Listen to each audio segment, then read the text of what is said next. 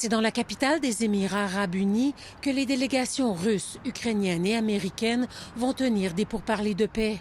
Mais celle-ci semble encore bien loin, alors que ni Moscou ni Kiev ne s'entendent sur la délicate question des concessions territoriales. La question du Donbass est centrale dans ces pourparlers, dit Volodymyr Zelensky.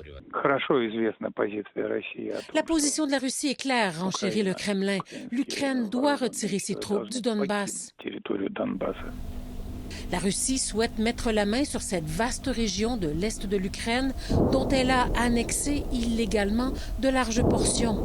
Le président ukrainien, de son côté, refuse de céder le territoire que n'a pas réussi à conquérir la Russie après 4 années de guerre d'usure. Nous sommes bombardés presque chaque jour et chaque nuit depuis 4 ans, témoigne le maire de Sloviansk, dans le Donbass. L'ennemi détruit inexorablement notre ville.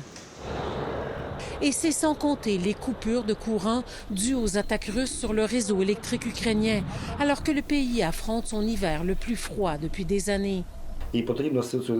Sans électricité, on n'a ni chauffage, ni eau courante, dit le maire.